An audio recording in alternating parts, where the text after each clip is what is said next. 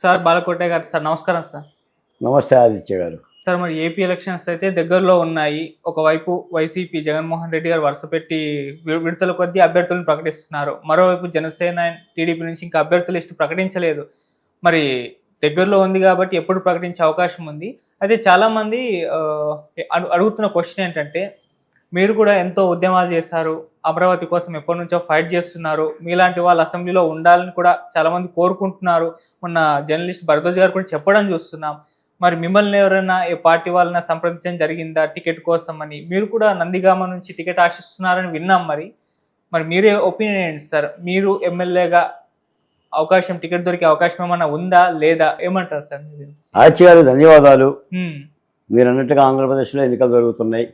అధికార పార్టీ సిద్ధమైంది, ప్రతిపక్ష పార్టీలు కూడా సిద్ధంగా ఉన్నాయి. కొట్లాట కూడా స్టార్ట్ అయిపోయింది. ఆయన సిద్ధం అంటూ ఆయన సభలు పెడుతున్నారు. రా కదిలిరా అని చెప్పి చంద్రబాబు నాయుడు గారు సభలు పెడుతున్నారు. అంతా హోరాహోరీ జరుగుతుంది. 4 రోజులు జరిగితే మీకు పెద్ద ఎత్తున పని వస్తుంది. ఈ నేపథ్యంలో ఉద్యమాల్లో పాల్గొన్న వాళ్ళకి లేదా మాలాంటి వాళ్ళకి ఏంటి మీరు ఎటు వెళ్తున్నారు అనేది మీ ప్రశ్న. ఇప్పుడు మీరు గుమగుమలాడే వంటకాలన్నీ తయారు చేస్తారు సార్. మీరు కొత్తిమీర వేస్తారు, అల్లం వేస్తారు, నూనె పోస్తారు, కారం వేస్తారు, అన్నీ వేస్తారు, పొగలు గమ్ముతూ ఉంటుంటుంది. కానీ ఒకటి వెయ్యకపోతే ఆ గుమగుమలాడే వంటకం రుచించదు. ఏంటిది అది? ఉప్పు. అన్నేసి చూడు నన్నేసి చూడు అంటుంది. ఏ ఉద్యమంలోనైనా ఏ ఎన్నికల ప్రక్రియలోనైనా ఉప్పు లేకుండా ఉపకారం ఉండదండి. ప్రజా ఉద్యమాల్లో రాణించే వాళ్ళకి, తొడగొట్టే వాళ్ళకి, మేసం తిప్పేవాడికి యుద్ధంలో భాగం ఇవ్వాలి. అప్పుడు యుద్ధం చేస్తాం, ఇప్పుడు యుద్ధం చేస్తాం. కాబట్టి ఇది చట్టసభల ప్రక్రియ కాబట్టి సాధారణంగా రాజకీయ పక్షాలు ఏం చేస్తాయంటే ఏదో పక్షులకి ఇద్దాం అనుకుంటాయి. ఈ చెట్టు నుంచి ఆ చెట్టుకు వాళ్ళే పక్షులకి ప్రాధాన్యత ఇచ్చే ప్రయత్నం చేస్తుంది. దాని మూలాన యుద్ధం కలవదు సార్. మీరు అన్నట్టుగా రేపటి చట్టసభల ప్రక్రియలో కూడా ప్రధాన ప్రతిపక్ష పార్టీతో అదే మాట్లాడుతున్నాం. రేపు చట్టసభల ప్రక్రియలో ఉద్యమ శక్తులుగా ముఖ్యంగా దళిత బహుజన కులాల భాగస్వామ్యం ఉండాలని కొట్లాడుతున్నాం, విన్నవించుకుంటున్నాం, ఆ ప్రక్రియలో ఉన్నాం. ఎందుకంటే ప్రజలు వాటిని ఆశిస్తారు సార్. ఈ రోజున ఏంటంటే మీరు చూడండి, ఇప్పుడు నదిలో నీళ్ళు కనుక ఎలా అయితే ఎక్కువసేపు అలాగనే ఉంటే ఏమవుతుందంటే నీరు కూడా ఆ పొలంలో నీరు పాడైపోతుంది. కొత్త నీరు వస్తూనే ఉండాలి. అందుకని ఎన్నికల యుద్ధంలో కానీ రాజకీయ పార్టీల యొక్క జీవితంలో కానీ ఒక కొత్త నీరు, కొత్త నెత్తురు ఇవన్నీ రావాలి. మీ గతంలో నేను చాలాసార్లు సభలో విన్నా. ఈ సాక్షాత్ చంద్రబాబు నాయుడు గారే అన్నారు, లోకేష్ గారు కూడా అన్నారు, ఈసారి జరుగుతున్న ఎన్నికల్లో దాదాపు 40% కొత్త వ్యక్తులకి, కొత్త శక్తులకి, కొత్త రక్తానికి ప్రాతినిధ్యం వహిస్తుందని చెప్పి వాళ్ళే ప్రామిస్ చేశారు సభల్లో. ఆ దిశగా కూడా ఆలోచిస్తున్నాం. మాలాంటి వాళ్ళం కూడా ఏంటంటే పెద్దవాళ్ళు చెప్పిన మాటనే అలా తీసుకుంటే మంచిదని చెప్పేసి అని అనుకుంటున్నాం. జగన్మోహన్ రెడ్డి గారు కూడా ఆ పని చేస్తున్నారు. మీరు అక్కడ కూడా చూడండి, ఇప్పుడు ఆయన సర్వే రిపోర్టులు దగ్గర పెట్టుకున్నాడు. పలానా ఆదిత్య ఈ అసెంబ్లీ స్థానంలో గెలవడు అని అనుకున్నప్పుడు వెంటనే ఆదిత్యాన్ని పిలిచేసి పక్కన పెట్టేసేసి ఇంకా సంపత్ కుమార్ గారిని పెట్టేసేసి ఆయనకి ఇస్తున్నాడు, నీకు చెప్తున్నాడు. ఇప్పుడు అక్కడ కులము, అక్కడున్న ప్రాంతము, ఆ స్థితులను బట్టేసేసి అంటే మార్పు చేసుకుంటున్నారు. మరి మార్పు చేసుకోకపోతే మరి ఓడిపోయిన వాళ్ళందరికీ బ్యాటింగ్ ఇచ్చి పంపిస్తే మరి డక్అవుట్లే కదా. అందుకని చెప్పి ప్రతిపక్ష పార్టీలు కూడా మార్పు చేసుకోవాలని చెప్పేసి అని ప్రజలు కోరుతున్నారు. మీలాంటి వాళ్ళు అడుగుతారు. మొన్న మా భరద్వాజ్ గారు లాంటి వాళ్ళు కూడా చాలా వీడియోల్లో కూడా ఇదే చెప్తారు. అసలు అక్షరం మొక్క తెలిసిన ప్రతి వాళ్ళు కూడా ఇదే చెప్తారండి. ఎన్నికల యుద్ధంలో కొత్త శక్తులు ప్రాధాన్యత ఇవ్వండి. ప్రజల తరపున మాట్లాడే గలాలకి, స్వరాలకి కాస్త విలువనిస్తే రాజకీయ పక్షాలు కూడా వాళ్ళ దగ్గర ఏమైనా మరకలున్నా కూడా ఆ మరకలు కల్పించవు అనే చెప్తారు ఎవరైనా. ఇది నేను చెప్పటమే కాదు, తెలంగాణ పోరాటమైనా ఆంధ్రప్రదేశ్లో పోరాటాలైనా కూడా ప్రజల భాగస్వామ్యం కలిగిన నాయకులకి ఇవ్వాలి. గతంలో ఉండేవాళ్ళు అలా. మీరు ఎన్టీ రామారావు గారు కానీ లేదా రాజశేఖర రెడ్డి గారు కానీ వాళ్ళు ఏంటంటే ఒక ప్రజాబాహువుల నుంచి వచ్చిన నాయకులను చూసేవారు. చూసి ఆ ప్రజలకి ప్రాతినిధ్యం వహించే విధంగా కులాల సమతుల్యత కూడా పాటిస్తూ ఆయా సామాజిక వర్గాల ప్రతినిధులుగా ప్రాధాన్యత ఇచ్చేవాళ్ళు. అలా చేసుకోవాల్సిన అవసరం ఉంది. రేపటి అసెంబ్లీ ఎన్నికల దానిలో కూడా తప్పనిసరిగా మా సామాజిక కులాల తరపున, ముఖ్యంగా నా సామాజిక కులం తరపున మేము సీరియస్గానే ప్రతిపక్ష పార్టీలతో మాట్లాడి చట్టసభలో ఉండే ప్రయత్నం చేయబోతున్నాం, చేస్తాం. ఇందులో జంకటం ఏమి ఉండదు.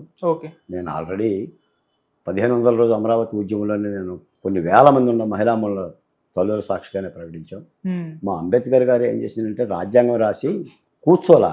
ఆ రాజ్యాంగం అమలు అవ్వాలంటే ఏం చేయాలి? చట్టసభల్లోకి వెళ్ళాలి. కాబట్టి ఆయనే పోటీ చేశాడు. ఈ రోజున ఆంధ్ర రాష్ట్రంలో జరిగే వేదనలకి మీరు ఇందాక మనం మాట్లాడుకున్న డాక్టర్ సుధాకర్ దగ్గర నుంచి డ్రైవర్ సుబ్రహ్మణ్యం వరకు ఈ వేదనలకి పరిష్కారాలు ఎవరు చెప్తారు? అవును. ఆ చట్టసభల్లో ఉంటేనే వాటికి సంబంధించిన పరిష్కారాలు. మీకు ఒక మాట చెప్తాను సార్. రీసెంట్లీ రాజమండ్రి నుంచి ఒక అతను నా దగ్గరకు వచ్చాడు. 40 సంవత్సరాల వయసు. బాలకోట గారిని కలవాలని చెప్పేసి వచ్చాడు. ఎవరో నెంబర్ ఇచ్చారు, వచ్చారు, నన్ను కలిశాడు. ఏంటన్నా అన్న, ఎస్సీ కమిషన్ కలవటానికి వెళ్ళాను, ఎస్సీ కమిషన్ చైర్మన్ కలవలేదన్నా, నా బాధ చెప్పుకోవటానికి నీ దగ్గరకు వచ్చాను. ఏంటన్నా అన్న, నా భార్య పొలంలో పనిచేస్తుంటే 2 వ్యక్తులు అత్యాచారం చేసి పొలంలోనే బావిలో పడేశారన్నా, పైన మూతేశారు. నేను అమ్మాయి కనిపించడం లేదని చెప్పేసి పోలీస్ స్టేషన్లో కంప్లైంట్ పెట్టుకున్నా. 3 రోజుల తర్వాత బావి దగ్గర అమ్మాయి శవం స్మెల్ వస్తుంటే పని వాళ్ళందరూ కూడా చూశారు. చెప్తే వెళ్ళి శవాన్ని తెచ్చుకున్నా. పోలీస్ స్టేషన్లో కేసు పెట్టా. 20 రోజులు తిప్పుకున్నాక కేసు కట్టారు. ఆ కుండ మంత్రి అడ్డం పడ్డాడు. ఒకరిని అరెస్ట్ చేశారు, ఒకరిని వదిలేశారు. వాడు కూడా 10 రోజుల్లో బెయిల్ వచ్చాడు. ఈ కేసు కట్టడం కారణంగా వాళ్ళు అగ్రవర్ణాలు అవ్వటం కారణంగా ఎస్సీ ఎస్టీ అట్రాసిటీ యాక్ట్ కింద నాకు 8 లక్షల రూపాయలు శాంక్షన్ అయిందన్నా. ఇప్పటివరకు రూపాయి బెల్ల ఇవ్వలేదు. డిఎస్పీ ఛార్జ్ షీట్ పెడితేనే ఈ డబ్బులు వస్తాయంట. ఆయన పెట్టడం లేదు. నువ్వేమైనా పెట్టించగలవన్నా అని నన్ను అడిగాడు. ఓకే. నేనేం చేయాలి? పోలీస్ స్టేషన్ దగ్గరికి వెళ్ళి ధర్నా చేస్తే పెడతాడా? ఏం చేయాలి? అది జరగాలంటే ఎక్కడ ఉండాలి? నేను మీరే ఉండాలి అక్కడ. చట్టసభల ప్రక్రియలో ఉండాలి. అవును. ఒక ఎమ్మెల్యే గానో ఒక ఎమ్మెల్సీ గానో చట్టసభల ప్రక్రియలో భాగస్వామ్యం కలిగితేనే కార్యనిర్వాహక వర్గం మాట ఉంటుంది. కార్యనిర్వాహక వ్యవస్థ ఎక్కడ ఉంటుంది? రాజకీయ వ్యవస్థ కింద ఉంటుంది. నిజాయితీగా అయితే అసలు అక్కర్లేదు, ఆయన చేయొచ్చు. డిఎస్పీ గారు చేస్తాడు ఆ పని. ఆయన ఛార్జ్షీట్ పెడితే డబ్బులు వస్తాయి అతనికి. అంటే భార్యను కోల్పోయి, అంటే చంపబడ్డ డబ్బుల కోసం కూడా చచ్చేలా తిరుగుతున్నాడు. అది క్రింది కులాల పరిస్థితి. కాబట్టే మేము అడుగుతున్నాం. మేము చట్టసభల ప్రక్రియలో పోదామంటే మేము ఏదో లెక్కేసుకోవడానికి బోట్లలా, వెనకేసుకోవడానికి అసలు బోట్లలా. ఆ సామాజిక వర్గాన్ని మేలు చేయటం కోసమని మేము మాట్లాడుతున్నాం.